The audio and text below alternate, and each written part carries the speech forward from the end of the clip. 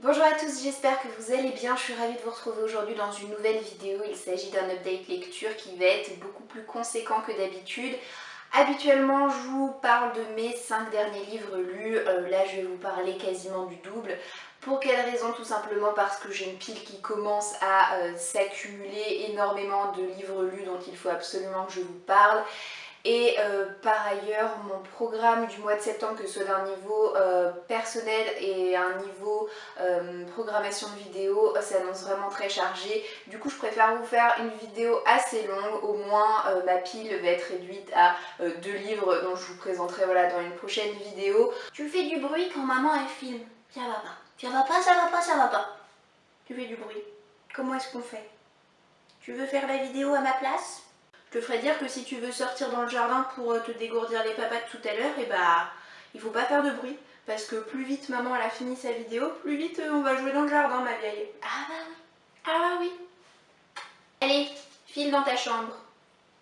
Le premier livre dont je vais vous parler aujourd'hui, c'est le tome 1 de Night School, écrit par C.J. Doherty et sorti dans la collection R de Robert Laffont. Je me suis procuré ce premier tome en début d'année et je l'ai mis dans ma pile à lire estivale. J'ai donc réussi à lire en temps et en heure puisque ça a été ma première lecture du mois d'août.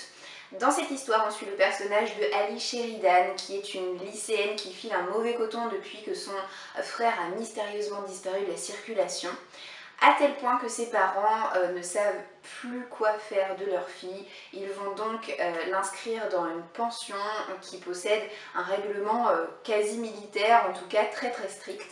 Contre toute attente, Ali va vraiment se plaire dans sa nouvelle école, elle va se faire des amis et vraiment s'acclimater au mieux à ce nouvel endroit.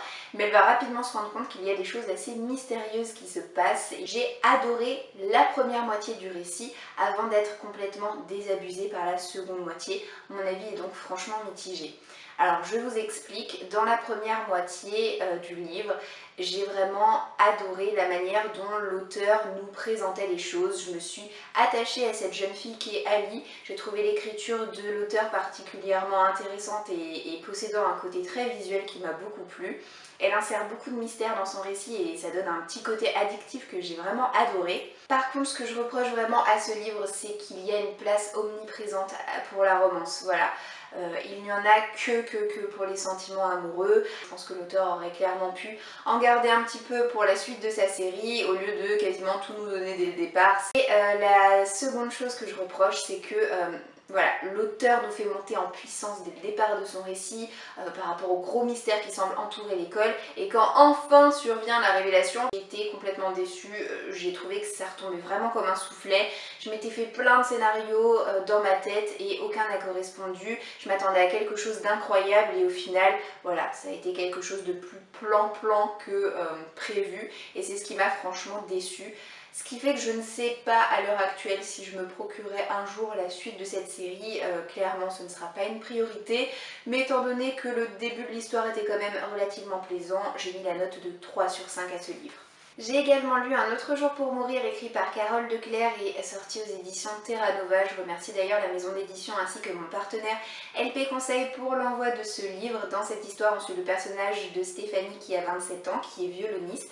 Elle va faire jouer les relations de son père afin de décrocher des cours particuliers avec un vieil homme qui était un maître violoniste, un musicien vraiment d'un talent incroyable qu'elle vénère comme pas possible.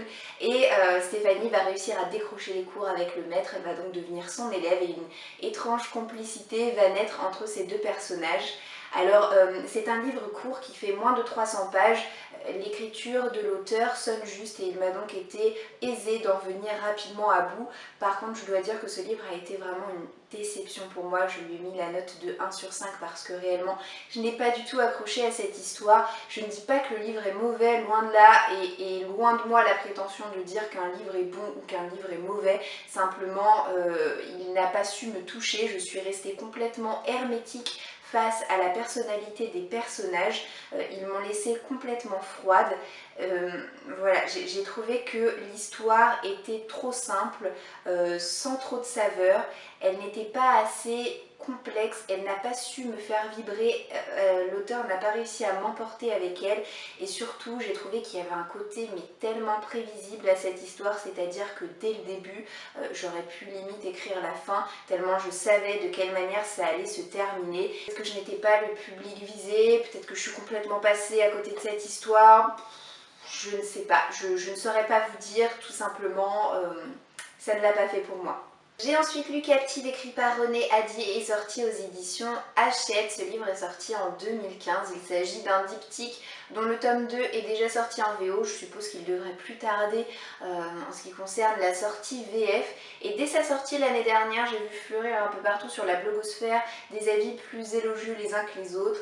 Et en dépit de tous ces avis, j'étais pas particulièrement attirée par ce livre, mais c'est vraiment le fait que ma copine Althea me l'ait chaudement recommandé qui a fait pencher la balance en faveur de l'achat de ce livre que j'ai lu donc au mois d'août puisque je l'avais placé dans ma pile à lire estivale.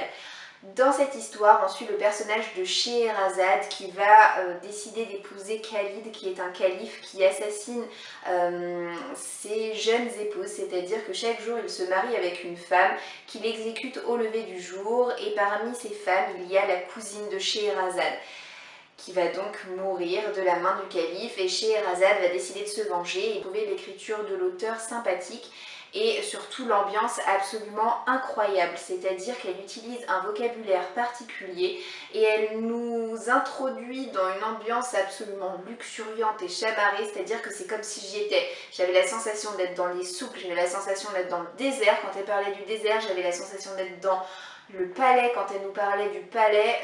Voilà, j'y étais. Mais pour autant, dans l'intrigue à proprement parler, j'ai mis une bonne centaine de pages avant de me sentir investie dans ce récit. Donc une centaine de pages, c'est énorme, ça correspond à peu près un quart du livre. Et avant ça, je n'y étais pas du tout. C'est vraiment le début de la romance qui a provoqué mon intérêt pour cette histoire, c'est-à-dire que je me suis beaucoup attachée aux personnages de Scheherazade et de Khalid une fois qu'ils ont commencé à se rapprocher. Au départ, je les trouvais tous les deux froids et tous les deux un petit peu aigris et ils m'intéressaient pas plus que ça. Mais dès qu'ils ont commencé à se rapprocher, ça y est, je me sentais investie. Malheureusement, ça s'est produit trop tard pour que je puisse mettre plus de la note de 3 sur 5 à ce livre. Et très honnêtement, je suis pas sûre du tout de me procurer le dernier tome. Ah oui, je suis d'accord avec vous. Pour le moment, mes lectures du mois d'août n'étaient pas super palpitantes, mais heureusement j'ai un coup de cœur qui est venu se glisser dans l'histoire. Il s'agit du tome 1 de Jeu de patience écrit par Jennifer Lamarmontrou et sorti aux éditions J'ai lu. Il s'agit de romance contemporaine new adulte. J'ai découvert la plume de l'auteur dans sa série fantastique Lux, mais j'avais très envie de la découvrir dans du contemporain. Et oh là là, je ne regrette pas du tout cette découverte, au contraire, j'ai adoré ce livre. Je suis le personnage de Avery qui a 19 ans, elle a vécu un gros traumatisme dans son enfance quand elle en avait 14. Et sa famille ne l'a pas du tout soutenue, c'est à tel point que désormais elle était à la fac, mais elle a décidé de partir à la fac le plus loin possible de sa famille. Elle a même coupé les ponts avec tout le monde afin de recommencer une nouvelle vie. Le jour de la rentrée, elle va se cogner accidentellement contre un élève qui s'appelle Cameron, qui est beau comme un dieu, qui est rigolo, qui est l'élève limite le plus populaire de sa classe, et qui ne va avoir de cesse de la dragouiller et de lui demander de sortir avec lui, sauf que Avery n'est absolument pas prête à entamer une relation amoureuse, c'est pas du tout prévu au programme. J'ai su que ce livre allait être un coup de cœur alors que j'en étais à la page 50 ou 60 à peine, voilà, donc ça a été vraiment très tôt, tout simplement parce que quand je lisais ce livre, j'ai pas pu m'empêcher de faire plein de bruitages de bouche, donc rien que ça c'est super révélateur. Quand je fais des couinements, quand je fais des gèglements, quand je ricane, enfin quand j'extériorise en fait ma lecture, rien que là je me dis que c'est un indice suffisant qui me montre en fait que je prends énormément de plaisir à cette lecture, et ça n'a fait que s'accentuer au fur et à mesure que j'avançais. Autant l'histoire n'est pas oufissime, c'est-à-dire que c'est une histoire assez banale. Dès le départ, je me suis doutée un petit peu de ce qui se cachait dans le passé d'Avery, Mais c'est pas quelque chose qui m'a dérangé d'avoir deviné assez rapidement, parce que l'intérêt de cette histoire, ça réside vraiment dans la personnalité des personnages, Avery et Cameron, et surtout Cameron. Alors Cameron, c'est le super book boyfriend qu'on rêverait tous qu'il existe pour de vrai, parce que croyez-moi que les garçons comme ça n'existe pas.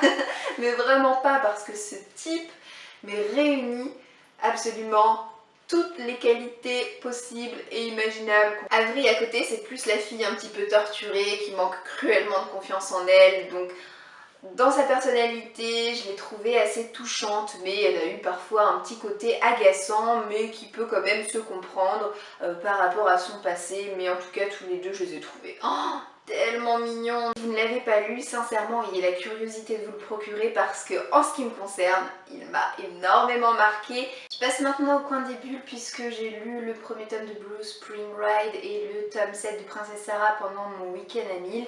En ce qui concerne le manga, il m'a été offert pour mon anniversaire par ma copine Béa.